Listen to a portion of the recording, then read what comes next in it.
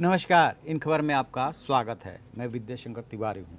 उत्तर प्रदेश की योगी सरकार रोज नए नए प्रयोग कर रही है। हाल के दिनों में कश्मीर को लेकर के जो कुछ भी हुआ, उसके बाद से वो कश्मीरी छात्रों से मिले, लॉ एंड ऑर्डर को लेकर के बहुत ज़्यादा सख्त हैं और भ्रष्ट अफसरों पर भी गाज गिरा रहे हैं। इसी क्रम में उन्होंने अगला कदम ये उठाया है कि अब जो है यूपी में भी एनआरसी पर आज से काम शुरू हो गया है। अब सवाल ये है कि एनआरसी तो बना था असम के लिए, फिर इसके लिए कोई कानून तो बना नहीं, फिर उत्तर प्रदेश में कैसे ऐसे हो सकता है? क्या बिना कानून के भी हो सकता है?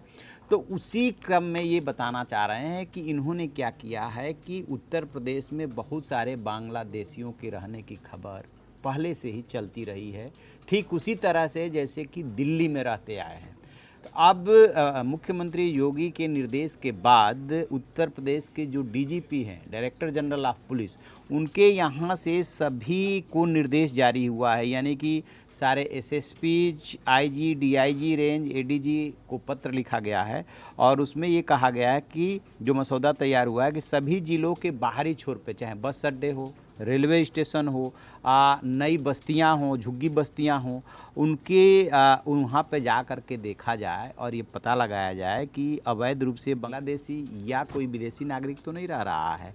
ज़्यादातर बांग्लादेशी होने की शिकायतें मिली है और फिर समयबद्ध तरीके से उनका सत्यापन कराया जाए।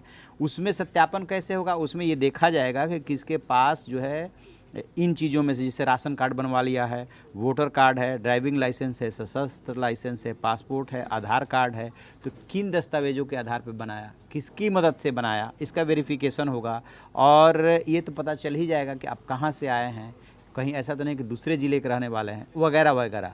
तो इसमें विदेशी नागरिकों का फिंगरप्रिंट भी लेने की बात है और फिर उसे राज्य फिंगरप्रिंट ब्यूरो को भेजा जाएगा और वहाँ पे तस्दीक किया जाएगा, वहाँ पे कंप्यूटराइज्ड डेटा तैयार किया जाएगा कि जिलावार, जिससे कि विभिन्न व्यवसायों में जो कंस्ट्रक्शन कंपनियों को अपने यहाँ काम कर रहे हैं, कंस्ट्रक्शन क्षेत्र में बहुत ज़्यादा ऐसे लोग हैं कि वहाँ के विदेशी मजदूरों के आईडी प्रूफ का पुलिस सत्यापन करा कर रखना होगा। तो दो तीन चीज़ें इसमें साफ साफ है।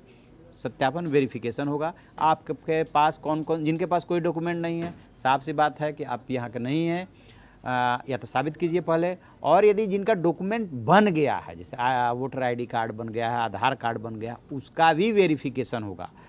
अब इसके बाद क्या होगा? मान लीजिए कि फिर वो कंप्यूटराइज्ड डेटा तैयार किया जाएगा, आप फिंगरप्रिंट से उसका मिलान किया जाएगा और उसके आधार पे आपकी वास्तविकता निकल करके आ जाएगी। मान लीजिए कि कोई मिलता है कि अवैध रूप से कोई विदेशी रह रहा है, फिर क्या होगा?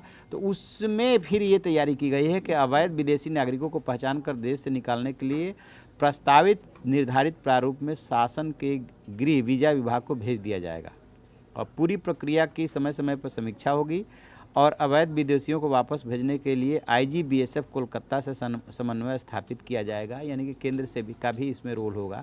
इसमें ये रिपोर्ट बना करके देंगे और फिर उसके बाद वहाँ से कार्रवाई शुरू होगी, फिर बीएसएफ से को जाएगा, वो जाएगा केंद्रीय गृह मंत्रालय के थ्रू और फिर उनको जो अवैध रूप से रह रहे हैं, चाहे बांग्लादेशी हो या कोई और हो, उनको निकालने की कार्रवाई होगी।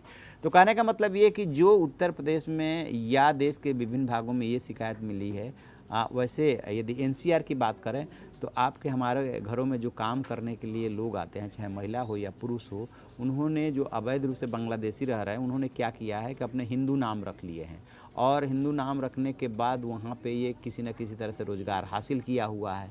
तो ये पहचान करना बड़ा मुश्किल है और उसमें भी पहचान की तो बात बाद में आती है, उसमें कुछ के वोटर आईडी और आधार भी बन गए हैं। कैसे बना, क्या बना, इसमें किसकी मिली भगत रही, वो बात की बात है। तो इन्हीं सब चीज़ों का वेरिफिकेशन होना है कि ये सब बना कैसे और जिनका नहीं बना है वो वास्तव में है कि नहीं है। इसको दो कैटेगरी में बांट सकते हैं, एक जिनके पास ऐसे डॉक्यूमेंट बन गए हैं और एक जिनके पास ऐसे डॉक्यूमेंट नहीं है।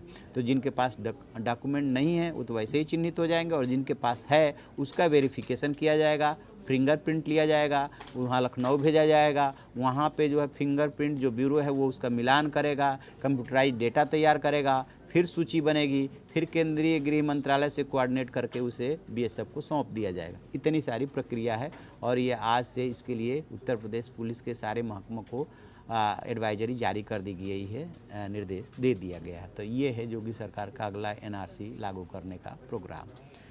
चलिए देखते हैं और क्या क्या होता है। तो आप ऐसी खबरों के लिए देखते रहिए हमारा डिजिटल चैनल इन खबर। Thank you. इन खबर चैनल को सब्सक्राइब करें और बेल आइकन दबाना ना भूलें।